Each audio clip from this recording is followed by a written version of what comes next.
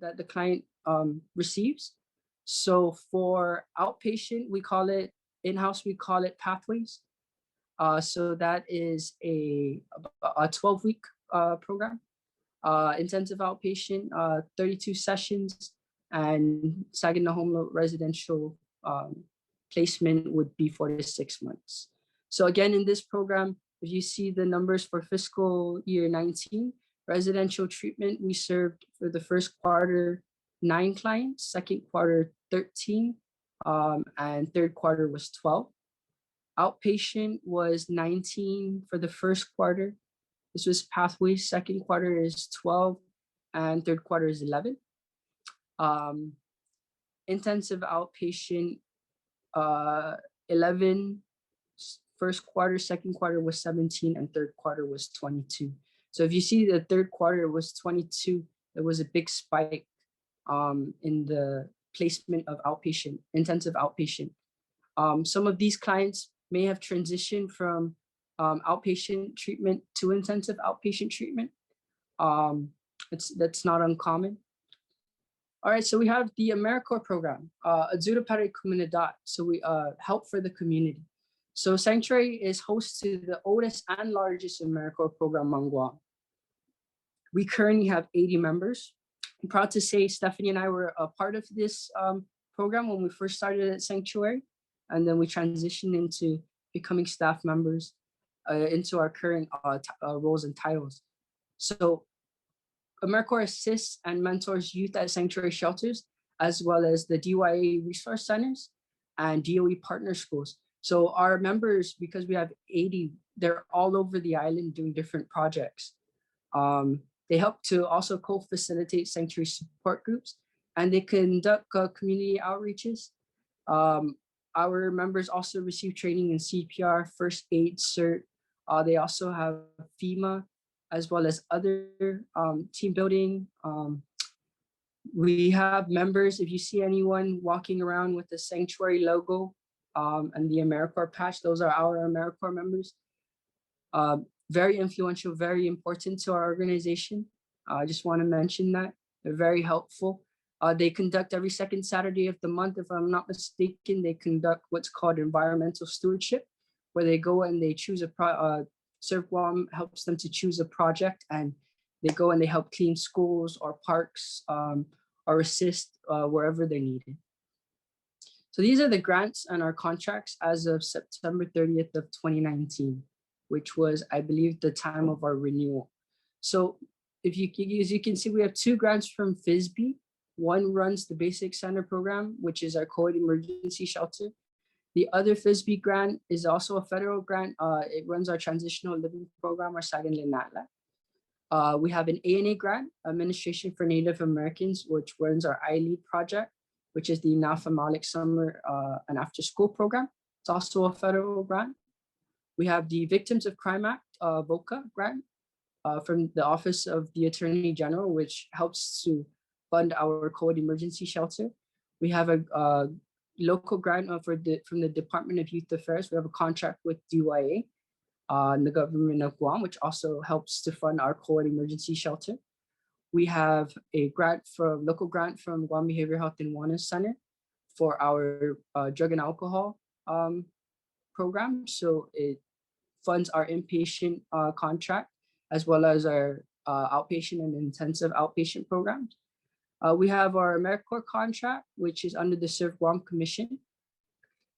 And we also have an emergency food and shelter grant, as well as juvenile probation housing contract from the Judiciary of Guam, which also helps to fund our COVID emergency shelter.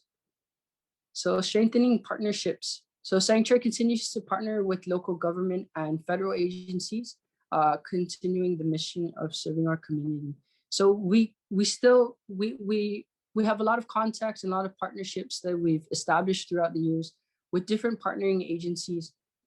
There's so many to think of, but we continue to look out in our everyday interactions for potential partners, and to help to strengthen partnerships, we develop MOUs and contracts and whatnot to assist with to provide services to our clients. So These are some of our partners. There's some visual pictures of some of our partners and some of the things that we've done. If you can see there, that's the governor's office. Um, we have a lot of partners in the government. So during holiday season, if you can see here, we have Santa there with the red Harley. So we have the Harley, we have Harley Davidson, we have the Christmas in July is what they call it. So this group is really generous at giving school supplies as well as gifts to our clients in July in preparation for the new school year. So they call it Christmas in July, and we've been very fortunate enough for the past years to have this particular group come in, the Guam Hogs Association, to come in and assist us with providing school supplies and toiletries and whatnot to help our clients as they transition into the new school year. And it's a really cool show for the kids to see and to hear all of the bikes coming in and all of these people to come and show their support and their love. And if you see the picture on the left, we have local families who come in during the holiday seasons and during special occasions to provide dinners and lunches for the kids that in our shelters. It's just their way of, I guess, giving back to the community. And we're very fortunate to have some families who are, they do it annually. So they contact us around the same time every year. They provide food, they provide dinners, they provide gifts. So it really shows a lot of support from the community. And our clients at the time, they really appreciate the help and the love that they get from our families, from our local families. And there's another Christmas photo with some of our partners, AmeriCorps members. So these are sites, I'm sorry. So yeah, so this is taken in our COVID emergency shelter. Yeah. So these are some of Sanctuary's signature events. So we have a 5K fun run walk, which is usually held in February, but it's on hold. It's our Love Our Kids 5K run walk. We've had it since 2015, if I'm not mistaken, 2015 to 2016. It's been a very successful event, very fun, very rewarding, and we've tried to promote a healthy lifestyle. We've had really good turnouts during these events yearly. In April is Youth Month, as we all know. So Youth Month, we hold Youth Fest. We hold Youth Fest and a youth outreach. This is one of our biggest signature events that we've established since, I believe it was 2011, if I'm not mistaken. So it's a really big event. It's almost like a huge carnival. We have kids from all over it's open to the public. We're continually coming up with different ways of making it a little bigger and a little better. We had it at the Guam Museum a couple of years. We had a youth poetry slam in the theater at one point. It was a really fun event. We give out free T-shirts. We have battle of the bands and singing competitions and all kinds of fun stuff. In July, we also have our board of directors membership election and our general membership. September is recovery month, so we participate with the other service providers here on Guam in recovery month. Sanctuary's Too Cool to Do Drugs Youth Conference is held in September. This is an annual conference that we've had for the past 18 or 19 years. We also have our open house for our Saginaw Home Residential Treatment Facility. This is also on hold. Unfortunately, if you see a lot of these signature events are on hold because of the pandemic. So this is a picture of our 5K. This was our first 5K. This was held in February. This is Youth Fest, Stonewall Middle School. So for Youth Fest, we have a Youth of the Year recognition program. And what that is we choose, the youth apply for our Youth of the Year recognition program from middle, high school, and post-high our college. And what they do is they submit an application, they go through an interview process, and we select, we have judges who come in from our partnering agencies, and they judge the youth and their applications through, as well as the interview. And if selected, then they're recognized as a Youth of the Year, and they represent Sanctuary. In a couple of years ago, we had Youth of the Year, and I believe she's one of them is here, Ms. Vera Jose. She was selected as Youth of the Year her year, and we were able to bring them out to the Marshall Islands for a conference, for a Micronesian Youth Services Network conference. So those are some of the benefits of becoming Youth of the Year. And they represent Sanctuary, and they represent their school as well as their family, and it's a really good recognition program. You also see here, this is a classroom who donated, who did a canned food drive, and they donated a bunch of food for our shelters and our clients. And we get this a lot from a lot of public and private schools. So 24-hour crisis hotline. So again, our 24-hour crisis hotline number is 475-7100. So the crisis hotline is operated 24 hours, 7 days a week to the island's communities. The hotline provides immediate interventions and referral services to youth and their families in need. This line is made available to Guam's nonprofit agencies, government entities, Department of Education, Department of Youth Affairs, and all those who are in need of help regarding our youth population. So the 24-hour crisis hotline provides 24-hour access to services and serves as a representative for several coalition and task force, prevention and intervention services for youth and their families, referrals as needed on a case-by-case or emergency basis, case management services, aftercare services from 30 days to 90 days, as well as shelter placement. So the crisis manager would be the one to conduct the screening and assessment, as well as intake in case of an emergency, and immediate emergency placement. So for example, if we get a call from GPD or DYA or probation that we have a kid and it's 3 o'clock in the morning, we'll have somebody there to represent Sanctuary to conduct the assessment if needed. If CPS needs or any other family, even families, self-referrals from the community, if they need immediate placement, then the crisis manager would do the screening and assessment and determine if we're able to take them in or not. And if we are, then we'll take them in as soon as we can. And this is run by Stephanie Guzman, very popular name out there in the community.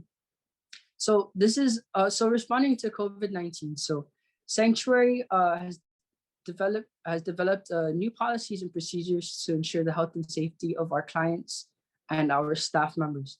So we have PPEs, we are equipment ready. We have PPEs, we were able to secure funding for all of these things that we need to ensure the safety and well-being of our clients and our staff. So we also adhere to using face masks. Every building has a temp check, as well as sanitizing of your hands. We have limited our contact. We follow 6 feet social distancing. The facility design and adjustment to operations. So we had to adjust to the pandemic. So a lot of us are doing, when the pandemic hit, we started getting, because of the need, and the inability to meet face-to-face, we're using telemental health, which I'm sure a lot of other agencies are also using. We also follow the executive orders of the PCAR status. We've developed new policies and different procedures in line with our different current policies and procedures to make it in line with the COVID guidelines. That's pretty much it. So, of course, using your face mask, temperature checking. Now, one of the setbacks that we have with this is because of the lack of face-to-face, which we're slowly transitioning back into, of course, using all of our PPEs and making sure that we are, we're following all of the guidelines. but we're slowly transitioning back to face-to-face interactions. So it's going pretty well so far. So we have other resources. Sanctuary is trying to get into the new social media age. So we have Facebook. You can contact us through Facebook. We have a Facebook and also through Messenger, Facebook Messenger. We also have an Instagram. You can text this number on the screen and it'll go straight to the crisis phone. We also have a website which we're currently working to improve upon. It used to be formerly Sanctuary, www.sanctuaryguam.org. It's now www.sanctuaryguam.com. So if you want more information on our services that we provide, or if you need, if you know anyone that needs help or assistance, please go ahead and jot that down and visit our website.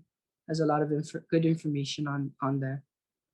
So this is the end of our presentation. But if you guys, is there any questions? Is there any questions that anybody would like to ask?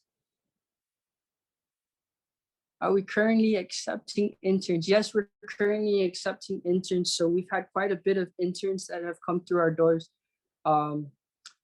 We've had graduate interns as well as undergraduate interns. Thank you for that question, Jackie. So if you'd like to intern at Sanctuary, it's as easy as calling our main office or our crisis hotline, and we can refer you to our human resources manager, Ms. Kathy Dominguez, and she would get your information down and talk to you a little bit about what you're looking for in terms of your degree program, and kind of set you up with the right department here at Sanctuary. Any other questions? Oh, thank you, Tony. Thank you, Eugene, for the presentation. Thank you too. Thank you. For the participants, if you have any questions, you can jot it down in the chat, or you can unmute yourself and you can ask the questions away. Thank you, Julie. Appreciate it. Again, I'm sorry. The presentation is supposed to be a little longer. I think Stephanie had other things planned, but unfortunately she wasn't able to present. So she didn't want to leave everyone hanging. So she asked me. So I'm a little nervous. So please excuse. I was stuttering a little bit. Even though I see a lot of my peers here, looking at the participant listing, I see a lot of my peers.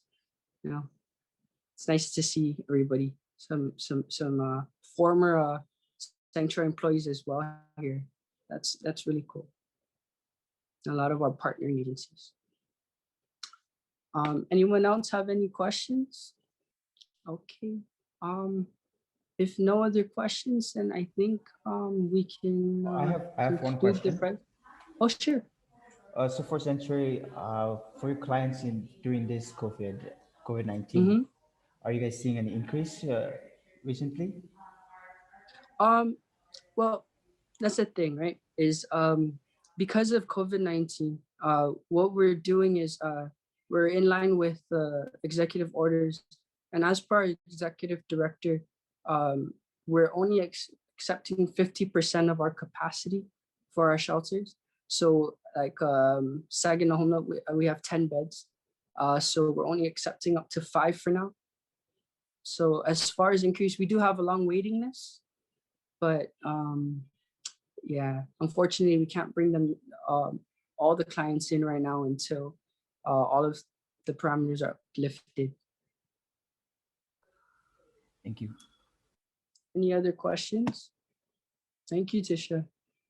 Well, if you have any other questions, please give us a call. Again, our crisis hotline is 475-7100, or you can email sanctuary at inquiries@sanctuaryguam.com.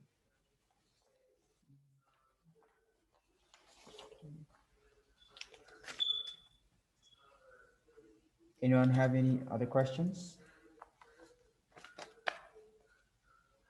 I think everyone's tired. They're just coming back from lunch, if I'm not mistaken. Okay, so this track ends at 3 o'clock. And sorry, 3:15 we'll be doing our memorial. Yes. So if Okay, no one has a question, we can leave the room and come back at 3:15. Or it is anybody have any questions? the other rooms are still open at this time. All right. Well, thank you for your time and thank you for listening to our programs and services and what we provide at Sanctuary. Okay, so thank you for joining us for this track. We will now move back to the main conference room for the rest of the conference.